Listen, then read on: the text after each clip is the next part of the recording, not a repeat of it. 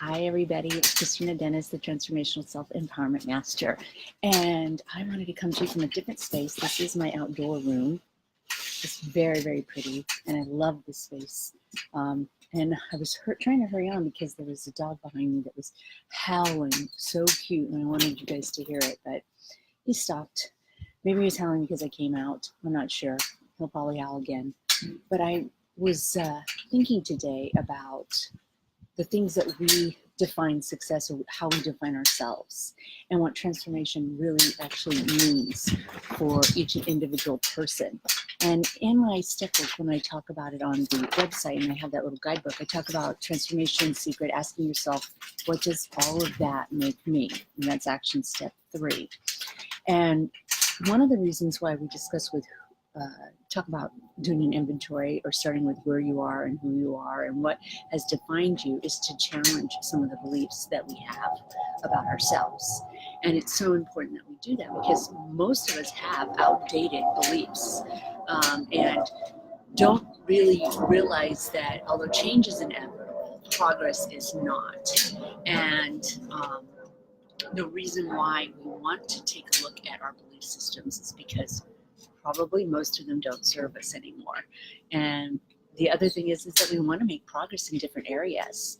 And so in order to do that, we have to assess where you are and where I am. And what I am really beginning to understand is that writing down a mission and looking at it every day and defining where I want to be is important. And I know reading it every day is important because it activates the reticular activation system that helps you look for all the clues that are going to bring you to that success or that place that you want to be. Just like if you buy a car, a new model, and you see it everywhere on the street after you buy it, it's because your brain has been trained to look for that.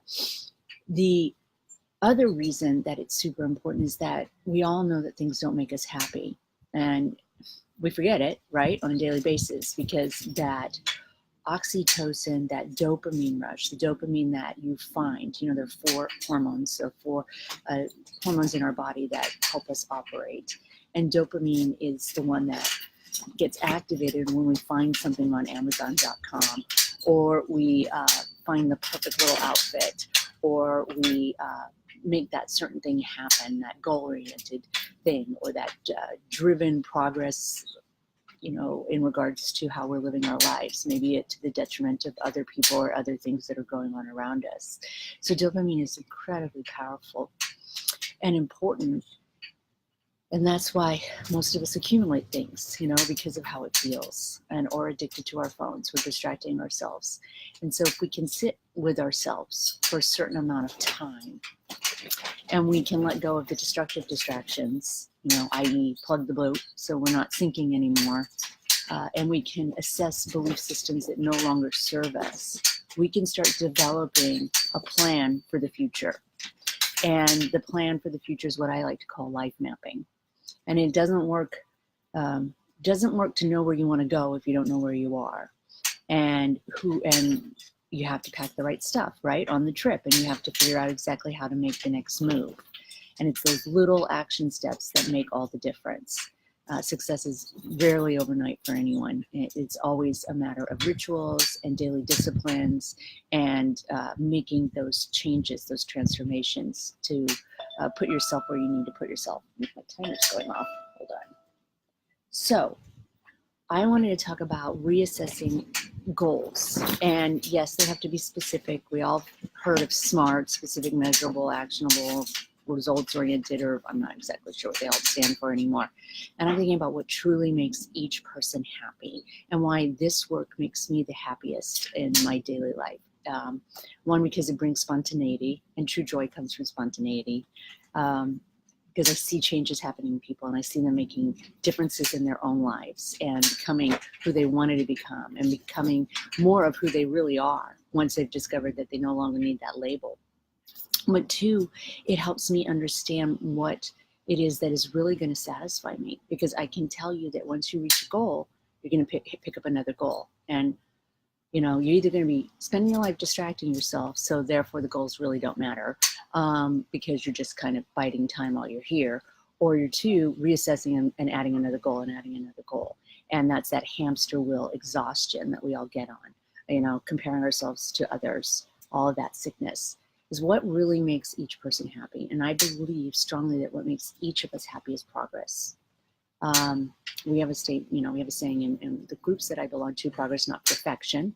And it's so powerful. And if I take true time to really let that sink in, what does progress look like? Well, it looks like little steps every single day. So if you look at Transformational Self-Empowerment's guidebook as a whole, it's very easy to figure out exactly why that formula will work, why those activity steps, why you look at all the different areas, you come up with your core value system, you get rid of the beliefs that don't serve you any longer, and your mission in life at that point is to make progress. When I am able to look at the progress that my son has made, and this is a discipline that I practice all the time, because it would be very easy to look at the areas in which he isn't able to make progress or hasn't made as much progress as he has in other areas. I have a very good discipline of journaling. I think I've said that before.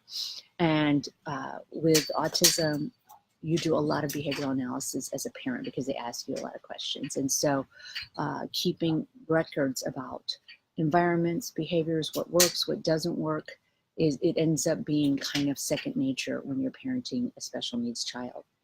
And anytime I feel that little fear pop in, that fear that he's not going to get better, I can go back and remember very quickly how far he's come. And if he can come that far in this short amount of time, I don't need to stress, because change will happen. Change happens all the time. Progress takes dedication. And I already have that discipline in place to dedicate myself to helping him make progress and recognizing the progress. And therefore, the goals are not nearly as important, because every day we're getting a little better.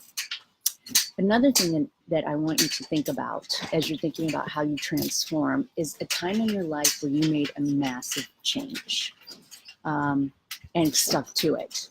And most of us, if we're at this part in our life, as I said, this year I'm turning 50, have made some changes. And I think if you're watching this, you've made some changes. Oh my gosh, my building is going to fall down.